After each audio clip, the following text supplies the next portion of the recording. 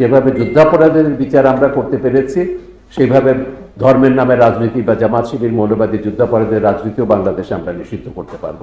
বাংলাদেশ ঘাতক দালান নির্মূল কমিটির সাবেক সভাপতি শাহরিয়ার কবির নামের এই নাস্তিক জীবনে যতদিন বেঁচে ছিল শেখ হাসিনার গোলামি আর ইসলাম বিরোধিতা ছাড়া কিছুই করেনি তার জীবনে।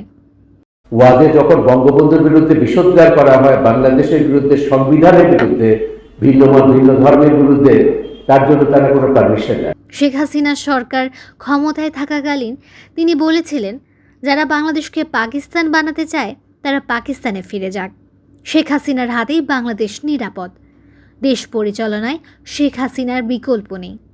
অথচ মুস্তারি শফির গল্পের বর্ণনা অনুসারে শাহরিয়ার কবির 1971 সালে পাকিস্তান বাহিনীকে মুরগি সরবরাহ করেছিলেন। বঙ্গবীর কাদের সিদ্দিকী মাঝে মাঝে বিভিন্ন জনসভায় আপনাকে মুরগি সাপ্লায়ার হিসেবে বলে থাকে, এটা কতটুকু সত্য?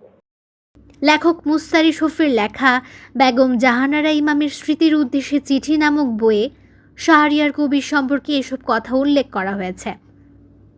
বর্তমানে পালিয়ে থাকলেও আওয়ামী লীগ সরকারের আমলে বিভিন্ন টকশোতে সরব উপস্থিতি ছিল এই নাস্তিকের।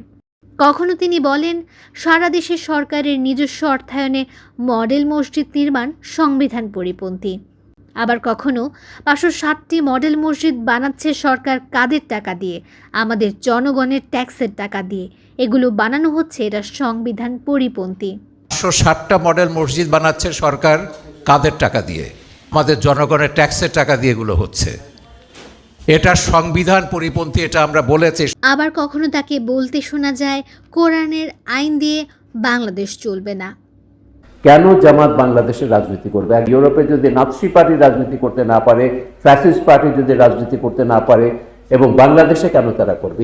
সারা জীবন ইসলাম বিদ্বেষী মনোভাব ছিল তার। এই মীর জাফর নাস্তিক আমাদের বাংলাদেশের সকল আলেম ওলামাদেরকে নিয়ে, এমনকি ইসলাম ধর্ম নিয়েও নানা সময় নানা রকম ভাবে কটূক্তি করেছে। এরশাদ বা জিয়াউর রহমান সংবিধান থেকে এগুলো রাষ্ট্রধর্ম লাগিয়েছেন, বিসমিল্লাহ লাগিয়েছেন, এটা কি ইসলাম প্রীতির জন্য? তারা কি ব্যক্তিগত জীবনে খুব ইসলাম প্রচার? মিথ্যে যুদ্ধ অপরাধীর নামে রাজাকার ধ্বনি দিয়ে তৎকালীন ঢাকার শাহবাগের গণজাগরণ মঞ্চের আরেক নাস্তিক ডক্টর ইমরান এইচ সরকারের সাথে স্লোগান তোলে,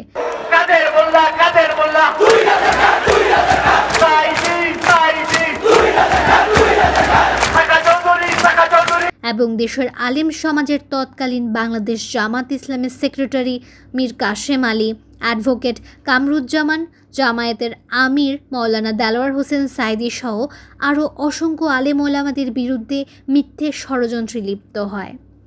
এবং তাদের এই গণজাগরণের মন্ত্র থেকেই আমাদের দেশের আলেম সমাজেরকে ফাঁসি দেওয়ার দাবি তোলা হয়। জীবনের প্রতিটা মুহূর্তে এই কোলাঙ্গার ইসলাম বিরোধী সকল কর্মকাণ্ডের সাথে লিপ্ত ছিল। শেষ পর্যন্ত এই কুলাঙ্গারকে এখন খুঁজে বেড়াচ্ছে বাংলাদেশের যুব সমাজ।